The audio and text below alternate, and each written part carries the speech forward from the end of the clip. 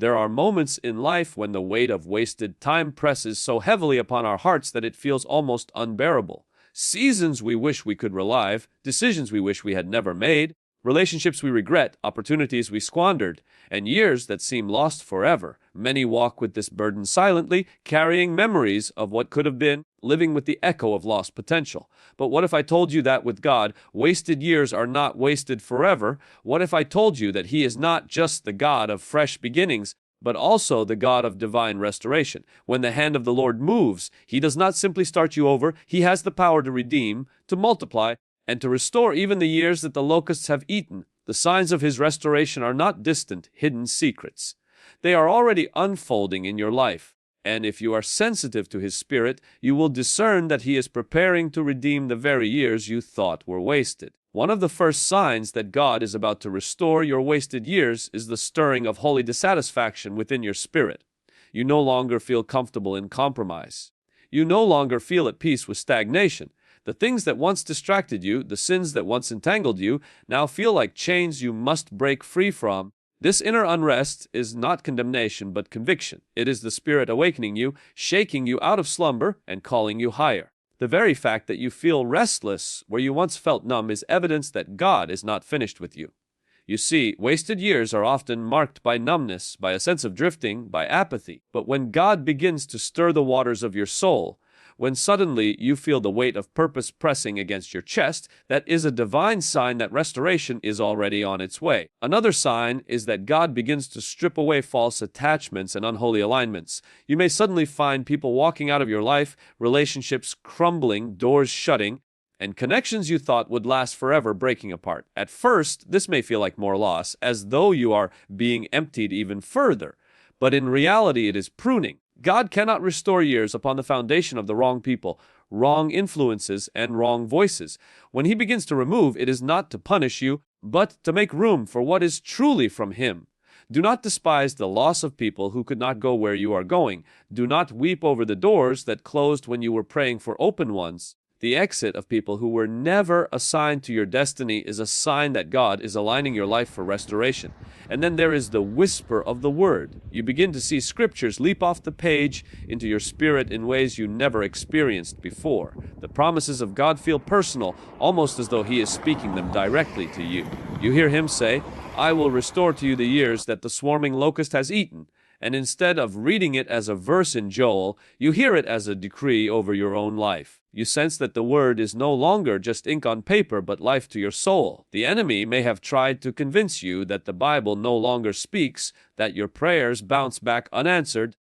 Suddenly, the Spirit is breathing upon His Word again, and when His Word begins to come alive, that is a sure sign that He is preparing to fulfill it. Restoration always begins with revelation. The Lord never moves without first declaring His Word. Another unmistakable sign of restoration is that your prayer life begins to reawaken. You find yourself drawn back to the secret place. Tears flow again in His presence. The hunger that once felt dead within you now begins to rise. You may not pray long or eloquently, but your heart is drawn to Him. This is no small thing. The devil wants nothing more than for you to remain prayerless, because prayer is the womb of restoration. The very fact that you feel the pull to seek His face again is proof that the Spirit of God is reviving what was dormant. The restoration of wasted years does not begin in public, with applause or recognition, but in the quiet whispers of prayer, in the intimate encounters where your soul is healed and your spirit realigned. Restoration also reveals itself in the breaking of cycles. For years you may have walked in circles, repeating the same mistakes, trapped in the same patterns, unable to move forward. But suddenly, God begins to break those cycles. The addiction that once chained you no longer has power. The anger that once controlled you begins to subside. The fear that once crippled you loses its grip. You notice change within yourself that you cannot fully explain, except to say, God is doing something new. This breaking of cycles is one of the most powerful signs that He is restoring wasted years. Because wasted years are almost always the fruit of destructive cycles. But when the Lord intervenes, He not only forgives the past, He breaks the chains that would have repeated it. There is also a shift in opportunities. Doors you thought had closed forever suddenly begin to reopen. People you thought had forgotten you suddenly reach out. Skills and talents you thought were buried in the dust of time suddenly find expression again. It is as though heaven itself begins to realign the events of your life to make up for lost time. The enemy wants you to believe that the ship has sailed, that it is too late, that you are too old, too far gone, too disqualified. But when God restores, He does not simply give you back what you lost. He gives you better.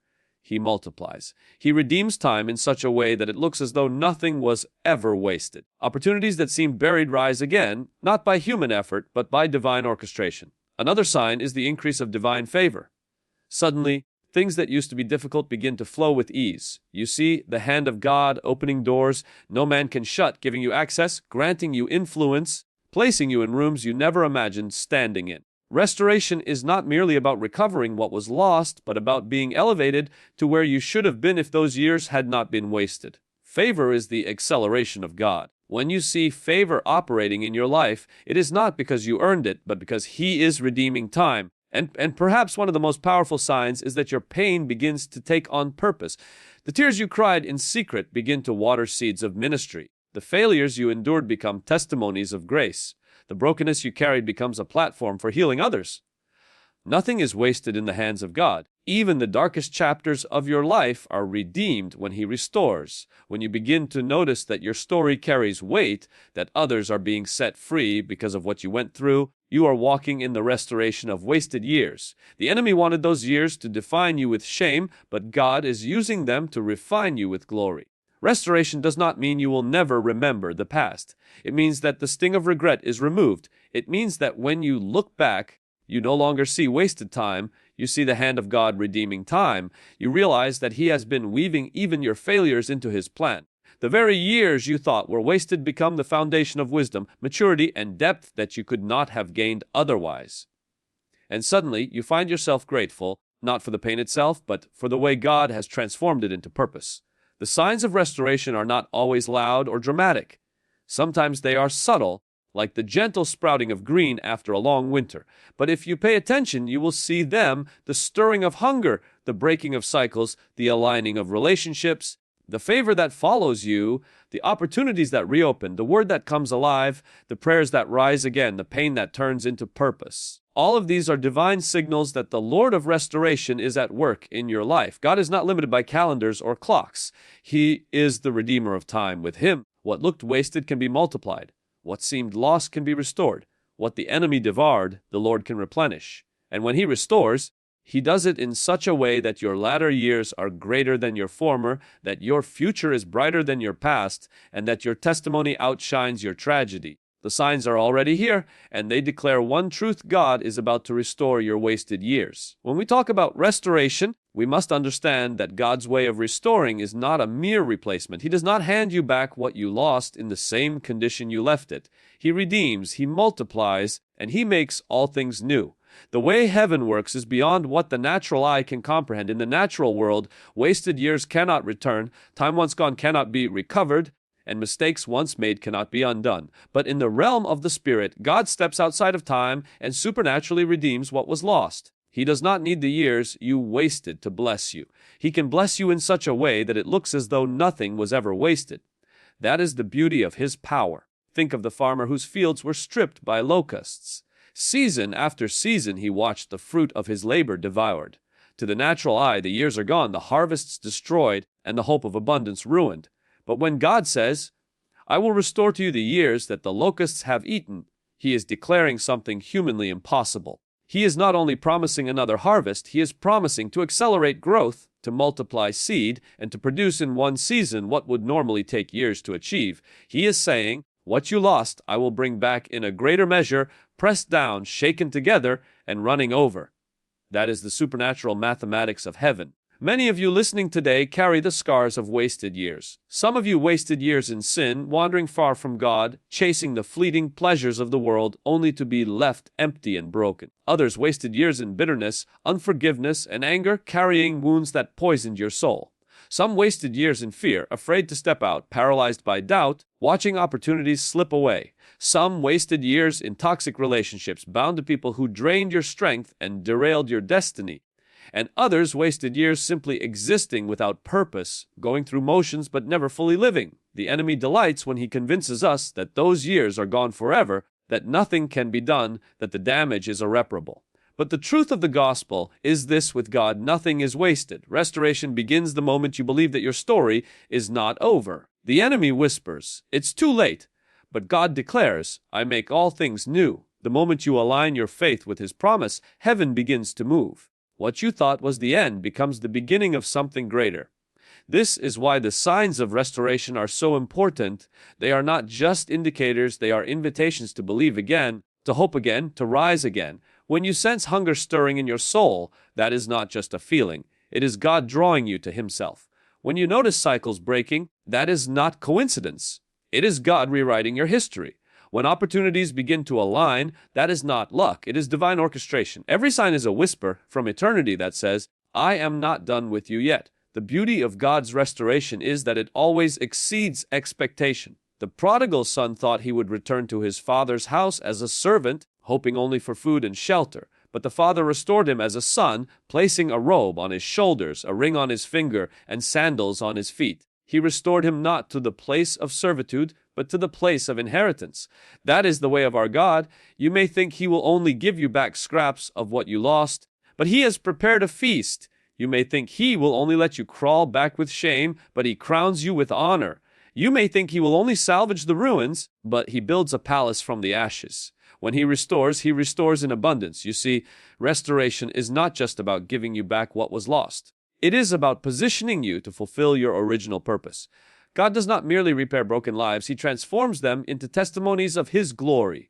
What you went through, the pain you endured, the years you thought were wasted, these become the very soil in which your ministry is birthed. People will look at you and see not just survival, but resurrection. They will say, "Surely the Lord has done this." Do not despise the years you think were wasted. In God's hands, even wasted years become tools for wisdom. Even your failures become foundations for strength. Even your regrets become reminders of grace. Consider Joseph, who was betrayed by his brothers, sold into slavery, falsely accused, and thrown into prison. By all appearances, his youth was wasted. But when God restored him, He elevated Joseph to the palace, and those wasted years became the preparation ground for his destiny. He said to his brothers, "You meant it for evil, but God meant it for good." That is the mystery of restoration. God takes what was meant for evil and transforms it into good. You may be wondering, how will I know when restoration has fully come? You will know because peace will replace regret. You will look back and no longer feel shame, but gratitude. You will stand in blessings so great that they overshadow the years of loss.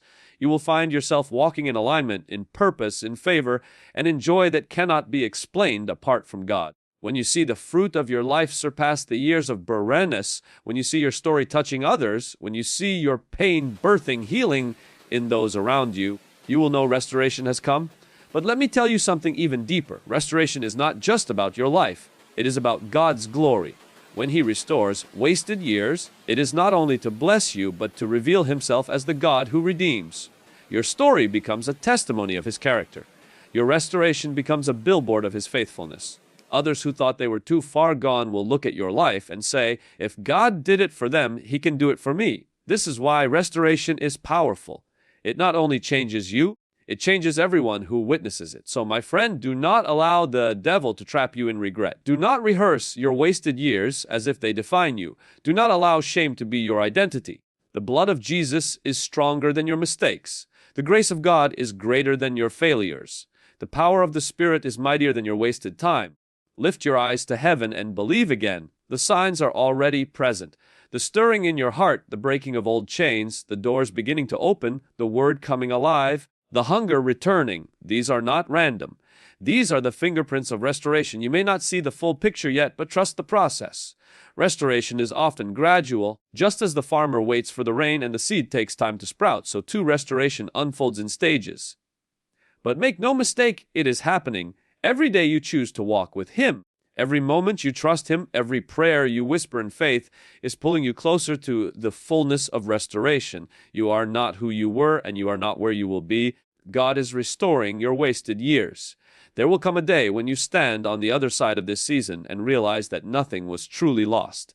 Every tear watered your future harvest. Every scar became a testimony, every regret became a revelation, and every wasted year became a setup for double portion.